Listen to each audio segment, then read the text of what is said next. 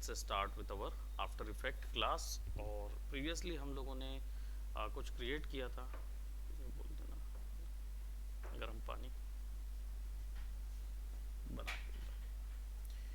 All right, so what we had created earlier was a bounce animation. हमने bounce animation दिया था और हमने एक्चुअल में मोशन ग्राफिक का एक पोर्शन देखा था कि किस तरीके से नॉर्मल एनिमेशन होता है इन आफ्टर इफेक्ट। अब आज हम लोग आफ्टर इफेक्ट में मल्टीपल आइडियाज़ हैं, बट फिलहाल लेयर्स के साथ हम लोग वर्क कर रहे थे और हम लोगों ने कुछ 3 लेयर्स देखी थी। तो हम आफ्टर इफेक्ट में आज लेयर्स पे ही काम करेंगे। उन्हीं 3 लेयर्स को लेके हम आगे बढ़ेंगे और हम एक मैट पेंटिंग क्रिएट करेंगे जो कि आफ्टर इफेक्ट के अंदर किसी एक सर्टेन पोर्शन पे यूज़ की जा सकती है। अदर देन दैट और आइदर मैट नहीं बनाएंगे, let's go for a motion graphic जो कि जनरली आपका ट्रैकिंग में यूज़ होता है। यानी कि जैसे आयरन मैन का जो आपने देखा था, जो हुड था वो एक मोशन ग्राफिक था। तो वो हुड एनिमेशन कैसे क्रिएट होता है, किस तरीके से वर्क होता है, वो चीज़ पे आज जाएंगे और हम लोग शेप लेयर को ही एपिटोमी तक एक्सप्लोर करेंगे और एनिमेशन करने के कुछ बेसिक तरीके, जो एक्सप्रेशंस तरीके हैं, वो मैं आपको बताऊंगा। तो उस वे में आगे जाएंगे, प्लस उसमें कुछ कोडिंग का सेक्शन भी होगा। सो हम इस क्लास को थोड़ा सा और डबल वे में वी गोना एक्सप्लोर, क्योंकि इस क्लास को हमें एटलीस्ट 2 बार करना, मतलब 2 क्लास तक ले जाना पड़ेगा।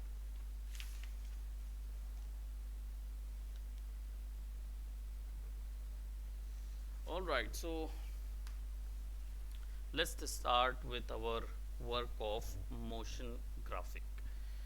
हमारा पर्पस है, मोशन ग्राफिक जो है वो आपके 2 चीज़ों के लिए होता है बेसिकली। एक तो होलोग्राम इफेक्ट अगर आपको क्रिएट करना है उसके लिए यूज़ करते हैं, एक्सप्लेनेटरी वीडियोस होते हैं उसके लिए यूज़ होता है जहाँ पे आप कोई एक जानकारी को करते हुए बताते हैं, प्लस दूसरा एक और चीज़ के लिए यूज़ होता है विच इज़ योर HUD यानी हेड्सअप डिस्प्ले, जो कि आपने कई VFX मूवीज़ में देखा हुआ होगा।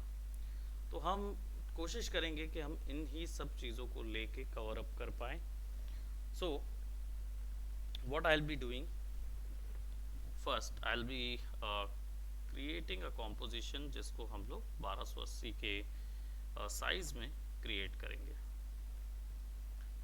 Let's create a new composition. इस बार कोई भी बाहर से हमें कॉम्पोजिशन नहीं लाना पड़ेगा।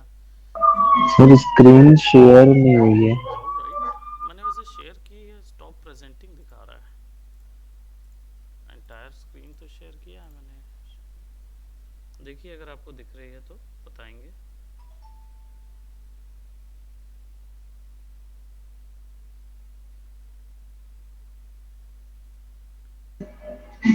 सर नहीं दिख रही है इसमें तो। Okay, just a minute.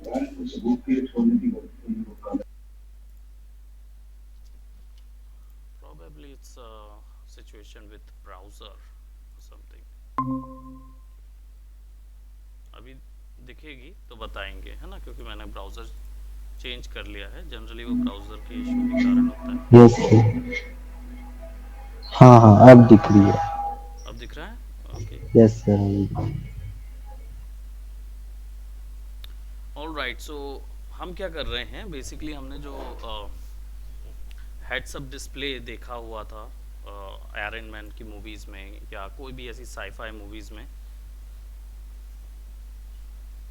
उन चीज़ों को कैसे क्रिएट करना है, उसको कैसे अप्लाई करना है, हम इस चीज़ों में आगे जाएंगे। So what I will be doing, मैं यहाँ पे एक 1280 का साइज़ ले रहा हूँ and it will be 720 HDTV 720p and 25 film rate square pixels, and you can apply that with okay. Now what I'll have over here, yes you can join, thank you so much। Okay, so आज जो हम create कर रहे हैं वो motion graphic का second part है, जिसमें हम एडवांस मोशन ग्राफिक करेंगे। सबसे पहले यहाँ पे बेसिकली इसका यूज़ कहाँ करेंगे, तो इसका यूज़ हम लोग HUD में कर देंगे शुरुआत के लिए। Then we gonna create hologram effect. हम यहाँ पे राइट क्लिक करेंगे और what I am doing here कि मैं एक शेप लेयर क्रिएट कर रहा हूँ।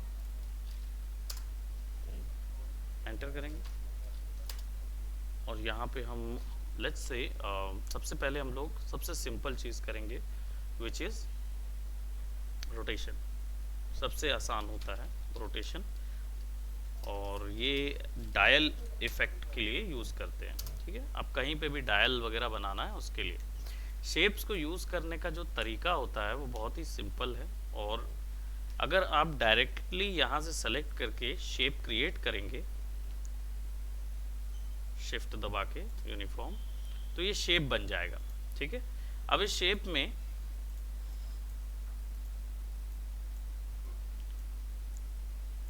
इसका जो शेप डिफॉर्म आप कर रहे हैं उसमें आपने कुछ चीज़ नोटिस की कि मैं चाहे कोई भी पॉइंट चेंज कर रहा हूँ,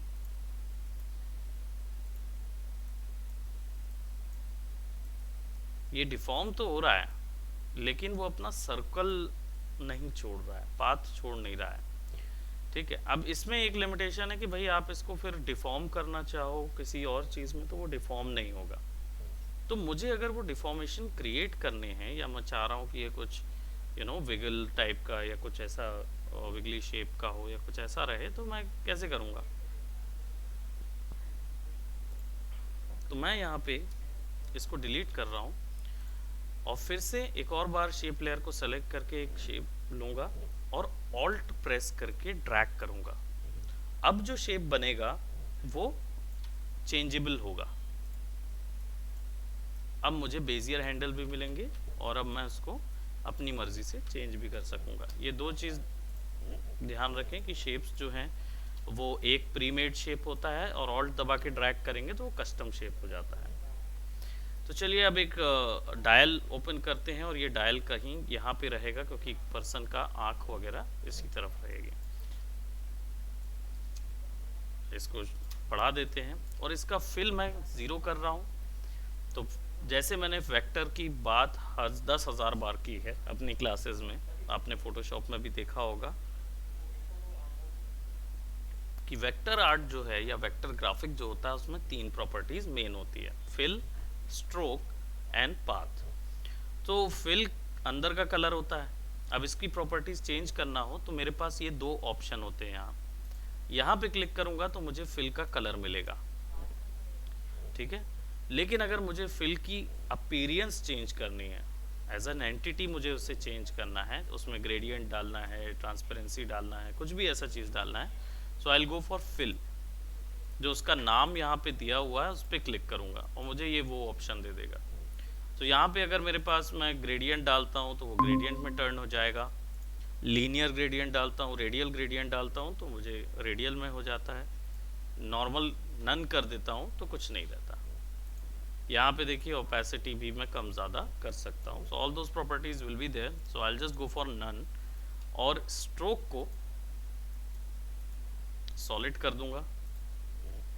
ठीक है, और कलर सॉलिड का स्ट्रोक का मैं ग्रे ही रखूँगा क्योंकि ग्रे रखने से मैं कलर करेक्शन, कोई भी चीज़ में अगर ग्रे कलर है तो बहुत अच्छे से कलर करेक्शन किया जा सकता है,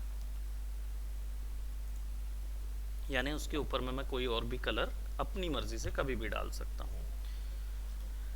अब अगर मैं इसको रोटेट कराऊँ, W शॉर्टकट है, रोटेट कराऊँ तो यू कैन सी कि ये ऐसा रोटेट हो रहा है। क्यों? क्योंकि एंकर पॉइंट साइड में। एंकर पॉइंट अगर इसका मैं सेंटर पे कर दूँ, W रोटेट कराऊँ तो it will be rotating like this. So what I will do, मैं इस मोशन ग्राफिक के लिए इसको थोड़ा छोटा कर रहा हूँ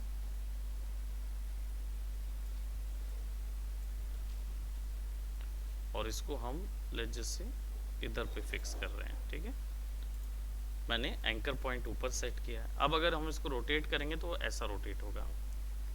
कूल। अब रोटेशन के लिए यहाँ पे बहुत सारे ऑप्शन हैं। हम यहाँ पे कंटेंट के अंदर एलिप्स 1 के अंदर हमारा ट्रांसफॉर्म एलिप्स है, इसके अंदर मैं रोटेशन पे डाल रहा हूँ। एनिमेशन करना बहुत आसान है, मैंने प्रीवियसली समझाया था एक क्लास में, आई थिंक प्रैक्टिस किए होंगे तो समझ आ गया होगा, क्योंकि अब मैं वापस से उसको दोहराने के बजाय मैं आपको यहाँ पे एक्सप्रेशन बताऊंगा जिससे ये अपने आप होता रहेगा। ठीक है, तो एक्सप्रेशन क्या होते हैं? It's a form of code. अब इसको थोड़ा सा डेप्थ में समझते हैं, एक्सप्रेशन होते क्या हैं आफ्टर इफेक्ट में। So let's expressions in After Effects. He gets name effects. Okay. Now what is expressions in After Effects? क्या होता है, पूरा सॉफ्टवेयर जो है आफ्टर इफेक्ट में जितनी प्रॉपर्टीज दिख रही हैं ये सब कोड के माध्यम से बनी होती हैं। अब कोड के माध्यम से बनी होती है तो हर एक चीज़ जो भी होगी ना उसका एक पर्टिकुलर नाम होगा, आईडी होगी, और आप सॉफ्टवेयर को बता सकते हैं। यहाँ पे आफ्टर इफेक्ट आपको एक फैसिलिटी देता है जहाँ पे आप सॉफ्टवेयर को बता सकते हैं कि आप बेसिकली कौन सी वैल्यू को कितनी देर तक चेंज करो, कितनी देर तक रखो, कितनी देर बाद डिलीट कर दो, ये सारी चीज़ें बता सकते हो। ठीक है, अब होता क्या है, इसमें बहुत सारी कोडिंग है तो वो जानने की ज़रूरत नहीं है, आपको सिंपल दो चीज़ें याद रखनी है। एक ये कि हर सॉफ्टवेयर, कंप्यूटर, जो भी चीज़ डिजिटल डिवाइस है उसका एक टाइम क्लॉक होती है, राइट? विनायक तुम तो जानते होगे, कोडिंग किए हो, टाइमर्स, यस सर। राइट? तो यहाँ पे आफ्टर इफेक्ट का भी टाइम क्लॉक है जिसको आप एक्सेस कर सकते हो।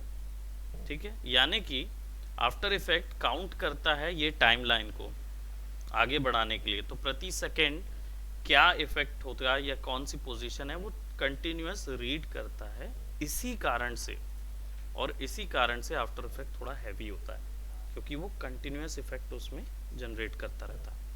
अब मुझे चाहिए है कि मुझे इसे रोटेट करना है, तो इसकी रोटेशन प्रॉपर्टी मुझे मिली। अब इसमें मुझे कोई कोड डालना है तो मैं क्या करूँगा, ऑल्ट दबा के इस टाइम वेरी वॉच पे क्लिक कर दूंगा, तो क्या होगा, ये रेड कलर में आ जाएगी, ये डिनोट हो रहा है कि यहाँ पे मुझे कोड करने का अवसर मिलेगा। और ये जो नाम है, ये नाम इस प्रॉपर्टी का है।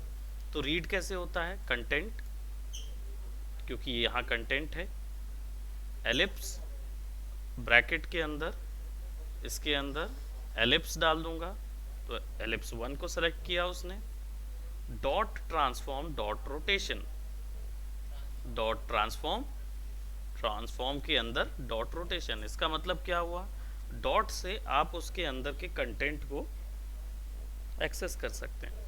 अब रोटेशन को मैं कोई वैल्यू दे दूं, लेट्स जस्ट से इसको वैल्यू देने के लिए मुझे क्या ऑपरेटर्स लगेंगे। ऑपरेटर्स क्या होते हैं, वो साइन होते हैं जो कंपैरिजन के लिए यूज होते हैं। मैथमेटिक्स पढ़े थे 10th में, 10th में नहीं, 4th में, 5th, जो मैथमेटिक्स कब से शुरू होता है, पहली कक्षा से, है ना, 1+2, 1+3। तो क्या करते थे, 1+2 क्या होता था, तो एक्सप्रेशन कैसे लिखते थे, is equal to 3। Is equal to का अर्थ क्या होता था, वैल्यू जोड़ क्या होगा, लाइक प्रोसेसिंग का। सिमिलरली यहाँ पे भी वैल्यू डालने के लिए इज इक्वल टू डालना होता है, यानी यहाँ उल्टा चलता है, हम लोग लेफ्ट टू राइट लिखते हैं, 1+2 = 3। यहाँ ये लिखना होता है कि 3 के अंदर 1+2 डालो, बस यही है। ठीक है, तो रोटेशन पहले से दिया है, इक्वल टू, यहाँ अगर मैं 45 कर दूँ, और कीबोर्ड में जो नंबर पैड होता है उसका जो एंटर होता है उसको यूज़ करना होता है अप्लाई करने के लिए।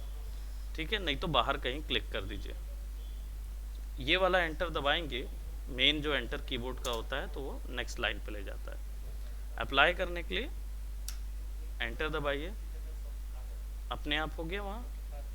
ठीक है, लेकिन मैं प्ले करूँगा तो कुछ नहीं होगा, क्यों, क्योंकि मैंने अभी केवल एक ही वैल्यू बदली है, पर मैं चाह रहा हूँ ये ओवर द टाइम बदलता जाए। ठीक है, ओवर द टाइम अगर कोई चीज़ आपको ओवर द टाइम चेंज, हाँ, ओवर द टाइम चेंज के लिए एक्सप्रेशन कौन सा यूज़ होता है? कुछ ज़्यादा छोटा नहीं हो गया, इसको थोड़ा सा बड़ा कर देते हैं। और लीडिंग थोड़ी सी, लीडिंग बहुत ज़्यादा हो गया है।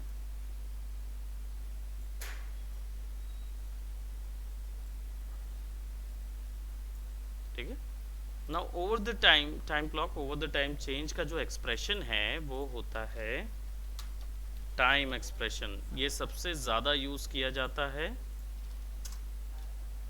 ठीक है, इसको सबसे ज़्यादा यूज़ करते हैं टाइम क्लॉक को। ठीक है, तो टाइम एक्सप्रेशन से वो यूज़ होता है, और ये कैपिटल टी नहीं होगा, स्मॉल टी होगा, ये इसका सिंटेक्स होता है। तो अगर मैं यहाँ पे आफ्टर इफेक्ट में जाके इसके रोटेशन पे टाइम बर लिख दूँ और एंटर कर दूँ तो भी ये वर्क करेगा। अब इसको प्ले करूँगा तो देखो कुछ हो रहा है। तुमको दिख रहा है क्या नाम है, विनायक? नहीं सर। है ना, कुछ नहीं दिख रहा है। यहाँ पे देखो 5.6 डिग्री दिख रहा है। फर्स्ट पे कितना है? अगर इसको मैं प्ले करता हूँ 9 सेकेंड पे रोकूंगा मैं,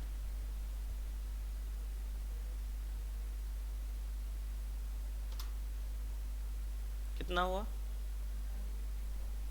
बहुत कम है। अगर डिग्री एंगल बहुत कम है इसलिए वहाँ असर नज़र नहीं आ रहा, बराबर। तो क्या करना चाहिए विनायक? कोडिंग वैल्यू कैसे बढ़ेगी? डिग्री बढ़ानी है।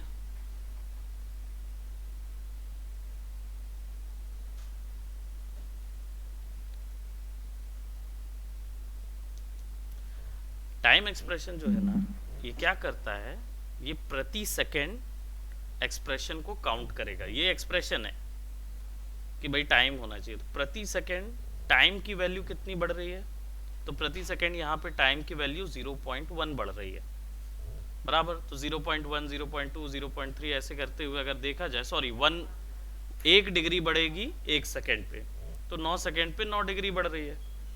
अगर हम यहाँ पे जाके एक एक्सप्रेशन डाल दें मल्टीप्लिकेशन बाय 2, तो 1 सेकंड में 2 डिग्री बढ़ने लगेगा। एंटर करूंगा तो अब कितना बढ़ा? 18.2। तो अगर मैं इसको 20 कर दूं 182। ठीक है, अब जरा देखते हैं।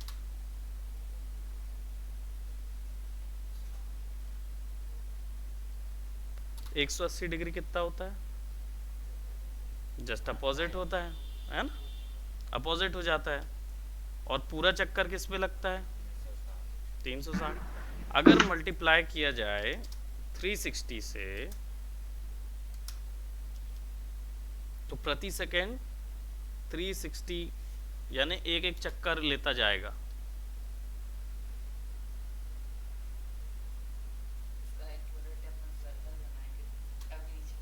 सर्कल बनाएंगे तो पता भी नहीं चलेगा, वो बनाएंगे मोशन ग्राफिक में और देंगे कि उसको क्या करना है। अब अगर मैं इसका एंकर पॉइंट थोड़ा सा ऊपर सेट कर दूं और इसको थोड़ा सा नीचे, इसका स्केल थोड़ा सा छोटा कर देते हैं, क्योंकि हमें HUD बनाना है ना सारे तरफ। तो अब अगर इसको मैं प्ले करता हूँ तो ये कुछ ऐसा हो रहा है। ये इसलिए हो रहा है क्योंकि इसका एंकर पॉइंट जो है वो किसी और वैल्यू पे नहीं है, बल्कि 0 0 पे सेट है। तो अगर हम इसका एंकर पॉइंट यहाँ सेट करें और अब देखें तो ठीक है, यहां तक समझा?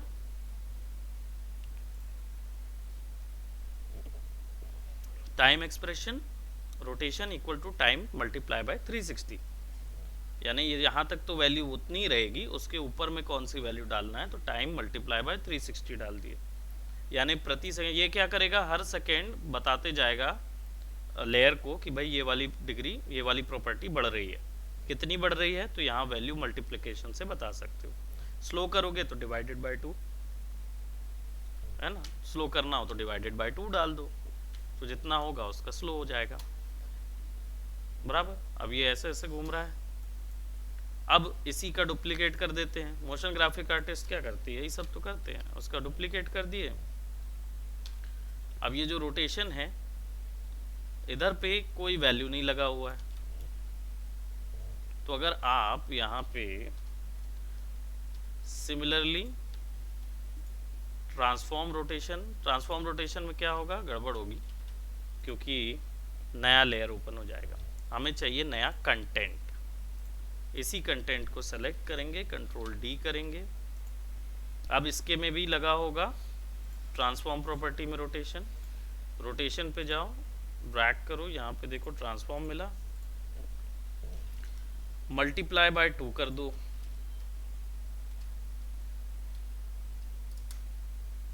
तो क्या होगा, प्रति सेकंड में 602 चक्कर।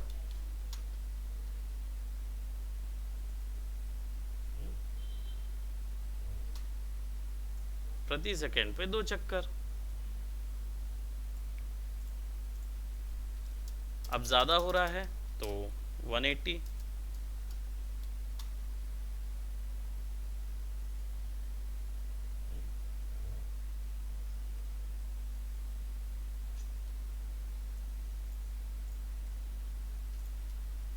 अब लेट्स जस्ट से शुरुआत में ही हमने रोटेशन प्लस 45 किया equal to time multiply by 180, तो यहाँ पे एक एरर आ गया। ये एरर मतलब होता है कि आपने कुछ गलत टाइप कर दिया। क्लिक करेंगे तो यहाँ लिखा रहेगा कि भाई ये देखो, ये गलत सिंटेक्स है,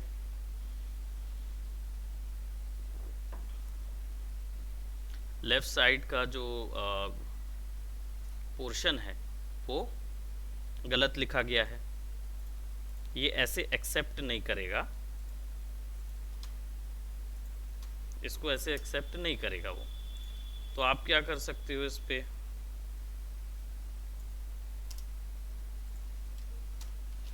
(45 प्लस टाइम मल्टीप्लाई बाय 180)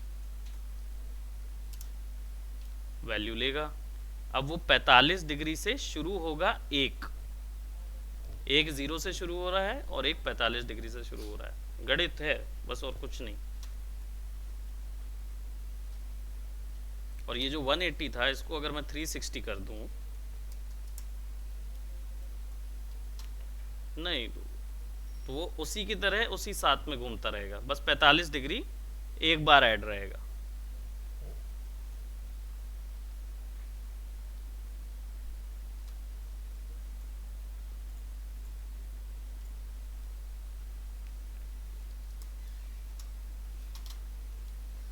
थोड़ा डायनेमिक वो करने के लिए again let's go to content, ellipse ये, और कंट्रोल डी, कंटेंट को यहाँ से एक और बार टाइम वैल्यू कुछ भी दे सकता हूँ मैं, लेट्स से अबाउट -45, ऐसा चलेगा, क्योंकि ये +45 था, ये -45। याद है ना, माया में रोटेट करते हो।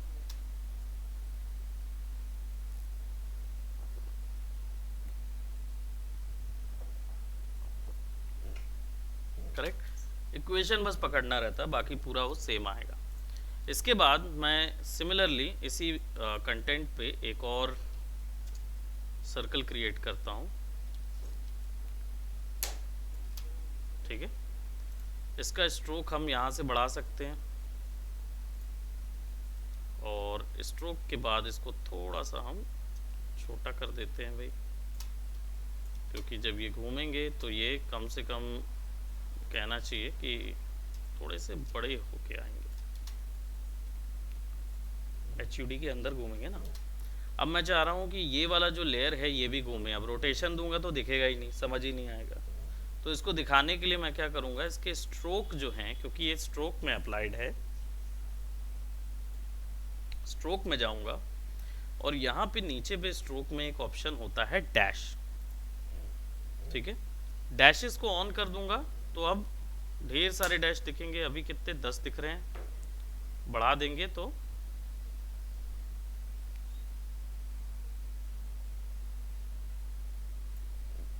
ठीक है, डैशेस वो दे दिए। अब इसके बाद यहाँ पे क्या करेंगे, सिमिलर रोटेशन पे जाएंगे और हमें इसको रोटेट देना है। रोटेशन पे करेंगे तो भी काम चलेगा। और डैशेस जो होते हैं ना, उनमें ऑफसेट होता है, ऑफसेट वैल्यू होती है, वो भी क्या करती है, सेम काम करती है पाथ में चलाने का। तो पाथ में चलाओगे तो ज़्यादा बेहतर होगा, अदरवाइज नहीं तो एंकर ऊपर नीचे हुआ तो घूम जाएगा। तो इसलिए ऑल्ट दबा के पाथ पे चलाओ। डैश डॉट ऑफसेट, देखो रीड कैसे कर रहा है, dot content stroke 1 dash dot offset equal to time multiply by 360, या इसको और जल्द तेज घुमाना है तो 360 का मल्टीप्लिकेशन कितना होता है, 2, 360 का दुगना। ठीक है, एंटर।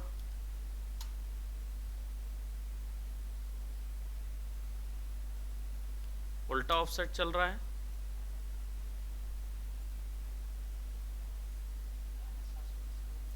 -720 में सीधा ऑफसेट चलेगा।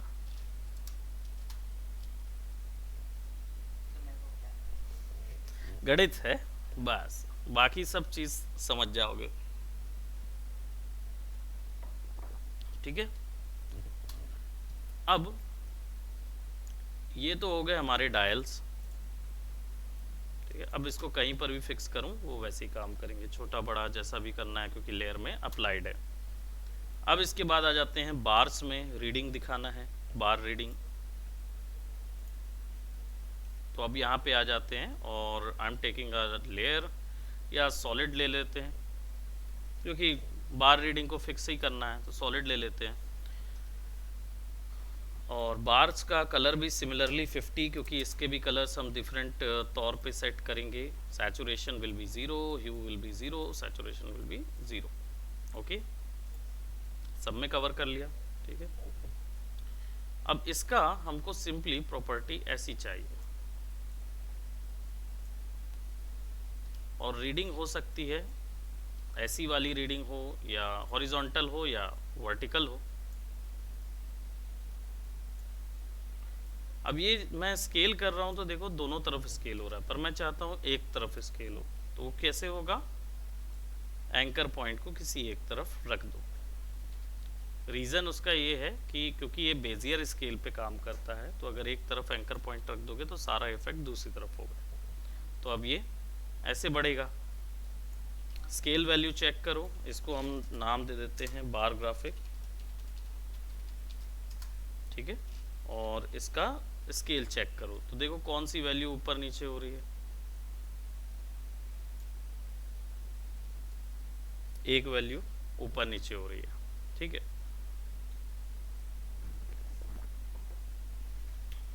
अब स्केल जो है उसकी शुरुआती वैल्यू चलो ये है, और अगर स्केल पे हम ऑल्ट दबा के ड्रैग करेंगे तो ये हमें क्या देगा, ट्रांसफॉर्म डॉट स्केल, है ना। अब इसमें हमें कोई और वैल्यू नहीं मिल रही है, ट्रांसफॉर्म डॉट स्केल में आपको कोई और वैल्यू नहीं मिल रही है। सो क्यों, क्योंकि एक चीज़ ध्यान रखना कि रोटेशन जो था वो सिंगल वैल्यू या सिंगल डायमेंशन वैल्यू थी। ठीक है, रोटेशन जो था, लेकिन जो हमारा ट्रांसफॉर्म है, ट्रांसफॉर्म डबल डायमेंशन वैल्यू है, इसमें 2 डायमेंशंस लगते हैं। ठीक है, अब देखो इसका कोडिंग जो है वो ऐसी भी दी जा सकती है कि स्केल के अंदर 2 डायमेंशन देने हैं तो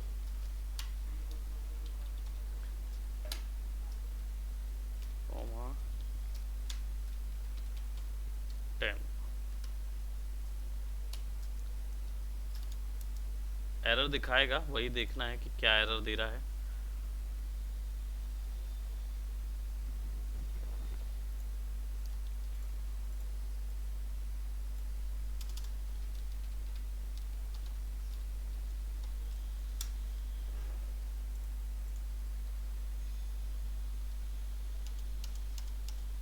scale dot temp comma temp,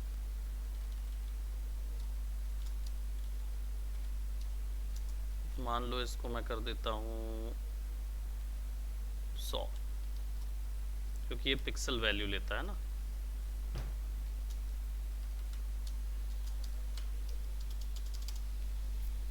और इसको मैं कर देता हूँ 0,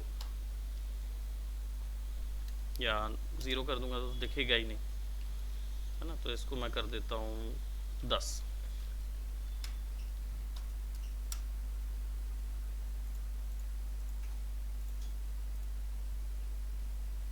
देखो 2 डायमेंशन वैल्यू बोल रहा है, नहीं समझ में आ रहा कि ये भाई कैसे काम करेगा, है ना। तो इसका एक तरीका तो ये है कि आप भाई इंटरनेट पे जाके सर्च कर सकते हो, ठीक है। एक प्रोसीजर है कि भाई चलो मैंने आपको बता दिया कैसे करना है, लेकिन अगर आपको फाइंड आउट करना है कैसे करना है, तो यहाँ पे ना पूरा सेट ऑफ इंस्ट्रक्शन है एक्सप्रेशन लैंग्वेज मेन्यू के अंदर। इधर जाओगे आप तो यहाँ पे आपको सारी प्रॉपर्टीज जो जो आप छेड़ सकते हैं उसका रिटर्न सिंटेक्स बताता है कि कैसे उसको करना है। तो यहाँ पे हमारे पास जैसे डबल डायमेंशन वैल्यू है तो वो किससे लेगा,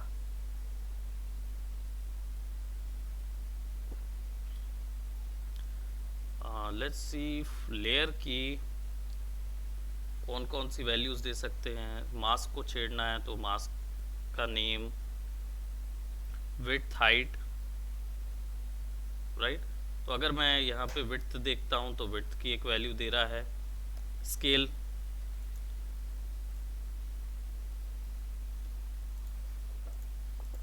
क्लिक करेंगे तो स्केल दिखाएगा, इक्वल टू 10 करते हैं तो देखो वो बोलेगा डबल डायमेंशन वैल्यू है,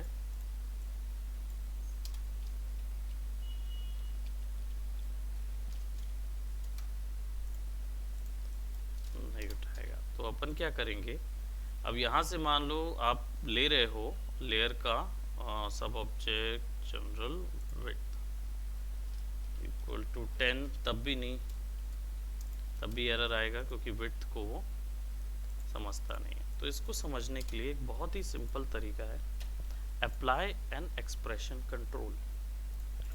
एक्सप्रेशन कंट्रोल अप्लाई करने से ये पता चल जाता है, नहीं तो आप ऑनलाइन भी देख सकते हो, हर चीज़ का रिटर्न एक्सप्रेशंस है, ठीक है। तो नल ऑब्जेक्ट ले रहा हूँ, नल ऑब्जेक्ट वो लेयर होती है जिसका कोई भी रेंडरिंग प्रॉपर्टी नहीं होता, तो यानी ये वीडियो बाहर निकालने पे नहीं दिखेगी, लेकिन ये लेयर की सारी प्रॉपर्टीज होल्ड करता है ट्रांसफॉर्म पे, ठीक है। तो अभी ऐसे ने इसको सिलेक्ट किया और इसके अंदर मैं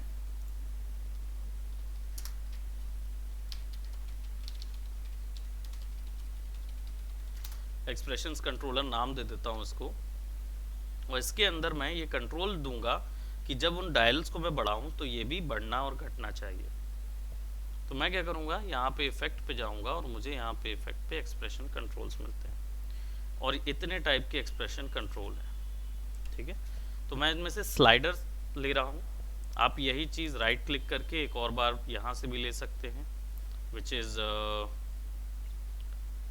इफेक्ट्स के अंदर, इफेक्ट दिख रहा, इफेक्ट के अंदर एक्सप्रेशन कंट्रोल, ठीक है। इसके अंदर स्लाइडर अप्लाई करोगे तो क्या देगा, ये आपको एक स्लाइडर दे देगा खाली,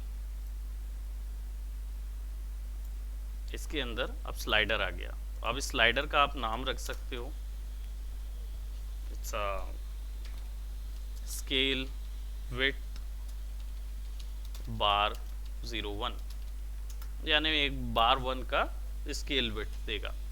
तो यहाँ पे आप क्या करोगे, अब इसकी विड्थ को कनेक्ट करना है इसकी स्केल के साथ, ठीक है। तो आप क्या करोगे, इसको ओपन करो, इफेक्ट पे जाओ, स्केल बार ओपन करो, जब तक स्लाइडर ना दिख जाए तब तक, ठीक है। फिर अब यहाँ स्केल देख रहे हो, इसको क्लिक और ड्रैग करके स्लाइडर पे छोड़ोगे तो देखो यहाँ एक्सप्रेशन लग जाएगा। ठीक है। अब हुआ ये इससे कि स्लाइडर अब बड़ा या छोटा करोगे ना तो ऑब्जेक्ट बड़ा या छोटा होगा। ठीक है। लेकिन अभी भी हमारा पर्पस सॉल्व नहीं हुआ, क्योंकि हमें तो चाहिए कि वो ऐसा ऐसा बढ़े। तो हम इधर जाएंगे और एक्सप्रेशन में देखो यहाँ कोड दिखा हुआ है, ये जो कोड दिख रहा है ना, temp equal to this comp layer expression control effect scale width bar 01 slider. temp लिखने का तरीका देख लो, temp comma temp square bracket square bracket. ठीक है। यानी कि ये क्या कर रहा है, यहाँ की वैल्यू सीधा डाल रहा है स्लाइडर के अंदर। अब ये दिस कॉम्प लेयर यानी कि ये वाली लेयर एक्सप्रेशंस कंट्रोलर, इस layer co dot effect dot slider जो है वो टेम्प के साथ जुड़ा रहे। ठीक है। तो आप क्या करोगे, इसी को कॉपी कर लो। ठीक है। इसी को पूरे को कॉपी कर लोगे और ऑल्ट दबा के रिश्ता तोड़ दोगे। ऑल्ट दबा के उसके साथ क्लिक कर दोगे तो वो टूट जाएगा। फिर से ऑल्ट दबा के फिक्स करो। ठीक है। इक्वल टू, अब ये जो दिस कॉम्प लेयर है, यहाँ एक्सप्रेशन कंट्रोल की जगह आप क्या दोगे, बार ग्राफिक दे दो। ठीक है। बार ग्राफिक्स, स्केल के अंदर बार ग्राफिक की कौन सी प्रॉपर्टी जाए, या फिर ये कर देते हैं बार ग्राफिक्स डॉट के अंदर क्या होगा,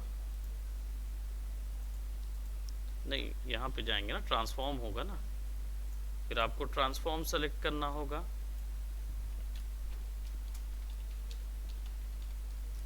ठीक है। अब ट्रांसफॉर्म के अंदर क्या लिखा हुआ है, ट्रांसफॉर्म के अंदर स्केल प्रॉपर्टी चाहिए, तो स्केल सेलेक्ट करेंगे। ठीक है। अब ये तो स्लाइडर था तो इसलिए स्लाइडर एक्स्ट्रा ऐड किया उसने।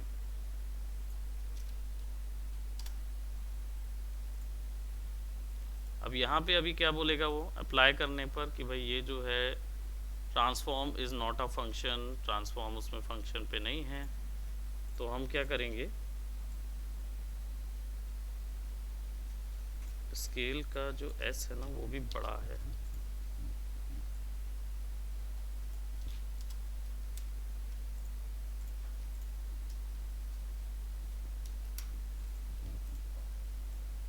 टेम्प की वैल्यू 100 कर देते हैं और इसकी वैल्यू 20 करते हैं।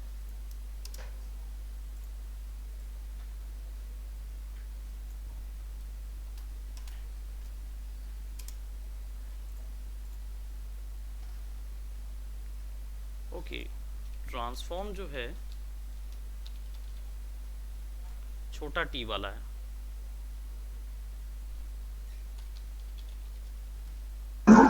सर इसकी कोडिंग्स केस सेंसिटिव है क्या सारी? हाँ, बहुत केस सेंसिटिव और स्पेस बार सेंसिटिव भी है। अच्छा। है ना। तो अभी देखो मैंने जो सेट किया उसमें क्या हुआ, छोटा ट्रांसफॉर्म डॉट स्केल और नीचे टैम्प कॉमा टैम्प में स्क्वायर ब्रैकेट के अंदर था, तो अब उसने सेट कर दिया एक चीज़। अब मुझे ये चाहिए ओवर द टाइम ये बढ़े। ठीक है। तो इसको मैं क्या करूँगा, जैसे -100 भी कर दिया मैंने तो ये आगे इस तरफ आ गया। अब मुझे चाहिए ओवर द टाइम ये बढ़ना चाहिए, तो मैं यहाँ पे ही वो एक्सप्रेशन डालूंगा which is time minus time multiply bye -10। ठीक है। अब क्या होगा, वो ओवर द टाइम बढ़ेगा।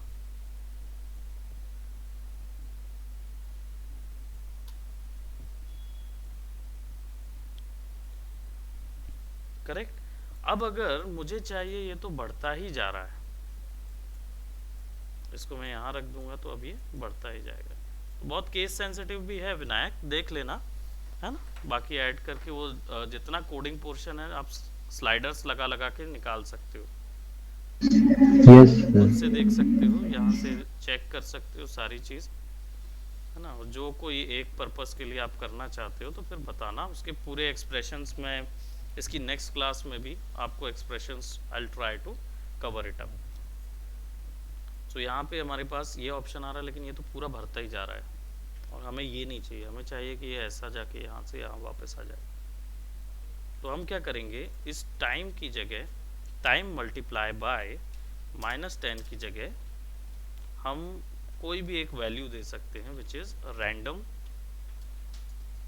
अंडर ब्रैकेट 0, 10 और 100। अब रैंडम अंडर ब्रैकेट 0, 100 का मतलब है वो रैंडम 0 से 100 के बीच की कोई भी वैल्यू निकाल लेगा और वो ओवर द टाइम मल्टीप्लाई करता जाएगा। तो अगर हम इसको प्ले करते हैं तो इट विल बी माइनस भी हो सकता है। ओके, अब उल्टा ही जाता जाएगा क्योंकि माइनस वैल्यू तो जा नहीं रही, तो इसको माइनस रैंडम करते हैं। कोई भी वैल्यू रैंडम से जनरेट हो वो माइनस हो जाए। तो let's open this up, so it will look something like that। हाँ, तो इसको अगर स्लो करना है तो डिवाइडेड बाय 2,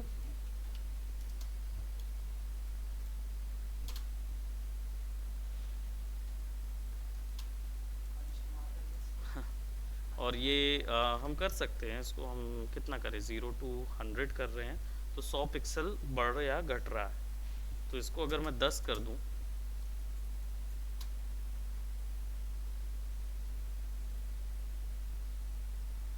कभी ज़्यादा कभी कम, कभी ज़्यादा कभी कम चलेगा। डिवाइडेड बाय 2 है, डिवाइडेड बाय 10 कर दो, तो ये हालांकि स्केल वैल्यू पे लग रहा है, इसके कारण से वो छोटा भी होते जा रहा है।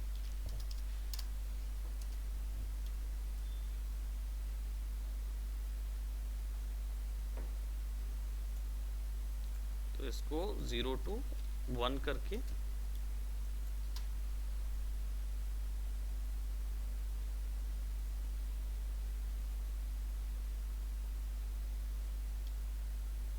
ताकि यहाँ तक वीडियो तक ख़त्म हो जाए वो। हाँ, तो इसको हमने 10 किया था, तो विल गिव इट अबाउट 2।